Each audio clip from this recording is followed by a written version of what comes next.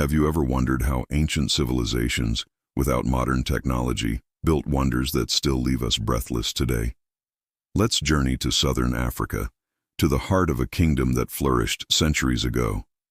We're exploring Great Zimbabwe, a city of stone that tells a story of power, innovation, and a mystery that has captivated historians and archaeologists for generations. Forget everything you think you know, because we're about to uncover the real story behind its incredible architectural genius.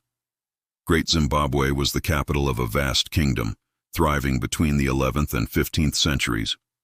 At its peak, it was home to as many as 18,000 people. This wasn't just a random collection of huts.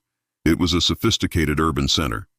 The name itself, Zimbabwe, means great houses of stone in the Shona language, and when you see it, you understand why. The entire city is a testament to the skill of its builders, a sprawling complex of massive stone walls, towers, and enclosures, all constructed without a single drop of mortar. Imagine that. Every stone was carefully selected, shaped, and placed to fit perfectly with its neighbors. This technique, known as dry stone walling, is what makes Great Zimbabwe so unique and so awe-inspiring.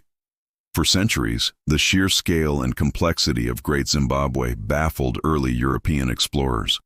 When they first encountered these ruins in the 19th century, they couldn't believe that local African people were capable of such a feat. They came up with all sorts of wild theories, suggesting it was built by anyone from ancient Phoenicians to the Queen of Sheba. These colonial-era assumptions were, of course, completely wrong and deeply prejudiced.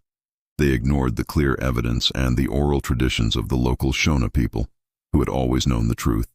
This was their ancestral home, built by their forefathers. It took decades of dedicated archaeological work to finally debunk these myths and give credit where it was due. Let's dive into the architecture itself. The site is divided into three main areas: the hill complex, the valley complex, and the most famous of all, the Great Enclosure. The hill complex is believed to be the oldest part, perched on a rocky outcrop, likely serving as the royal palace and a spiritual center. Imagine the king looking out from this high vantage point over his bustling city below. Then you have the Great Enclosure, the largest single ancient structure in sub-Saharan Africa. Its outer wall is over 250 meters in circumference and reaches heights of 11 meters. It's a massive elliptical structure that feels both powerful and graceful. What was its purpose? Was it a royal residence, a symbolic center for rituals? The truth is, we're still debating. Inside its walls, you find a maze of smaller enclosures and passages leading to the mysterious conical tower. Ah, the conical tower. It stands 10 meters tall, a solid, cone-shaped structure with no internal rooms or stairs. Its purpose remains one of Great Zimbabwe's biggest enigmas. Some archaeologists believe it represents a grain bin, symbolizing the king's power and his ability to provide for his people. A good harvest meant prosperity and stability, so a giant permanent symbol of a full silo would be a powerful statement. Others suggest it has a more symbolic, perhaps astronomical or phallic, meaning related to fertility and the continuation of the kingdom. Whatever its true function, it's a masterpiece of design and a focal point of the entire site. Now, how did they build all this? It wasn't about brute force. It was about incredible skill and knowledge of the local environment. The builders used granite, which was abundant in the surrounding hills. They expertly quarried this rock by heating it with fire and then rapidly cooling it with water, causing it to crack along natural lines.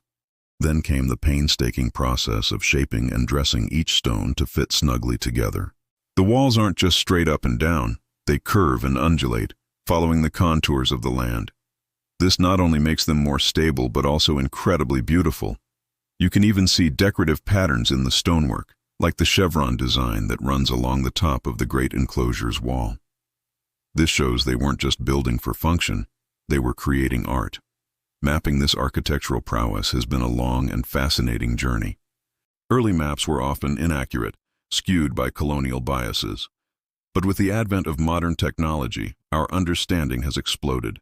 Archaeologists now use techniques like LiDAR, which is like a laser-based radar, to scan the entire landscape from the air. This allows them to see through vegetation and create incredibly detailed 3D models of the ruins. These digital maps have revealed hidden structures and pathways we never knew existed. They help us understand the city's layout, how people moved through it, and how the different areas were connected. It's like having a time-traveling GPS for an ancient city. These new maps are also helping us preserve Great Zimbabwe for the future. By understanding the precise construction and current condition of the walls, conservationists can identify areas at risk of collapse and develop strategies to stabilize them. It's a delicate balance between preserving the original structure and ensuring it survives for future generations to marvel at. This digital mapping isn't just about data, it's about safeguarding a crucial piece of world heritage. So, what does it all mean? Great Zimbabwe stands as a powerful symbol of African ingenuity and civilization. It shatters the myth that sophisticated societies only existed in other parts of the world. This was a center of trade, connected to a network that stretched all the way to China, evidenced by the discovery of Chinese porcelain and Persian artifacts at the site. It was a place of political power, spiritual significance, and incredible artistic achievement. The story of mapping Great Zimbabwe is really a story of rediscovery. It's about peeling back layers of prejudice and misunderstanding to reveal the truth of a remarkable African kingdom. It's a reminder that history is often written by the victors, but the stones themselves hold a deeper, more enduring truth. The architectural prowess of Great Zimbabwe isn't just in the height of its walls, but in the skill, vision, and cultural pride of the people who built them. It's a legacy written in stone, a testament to a glorious past, and an inspiration for the future. Thank you so much for joining me on this incredible journey back in time. What part of Great Zimbabwe's architecture fascinates you the most? Let me know in the comments below. And if you enjoyed this deep dive into history, don't forget to hit that like button and subscribe for more adventures into our world's amazing past. See you next time.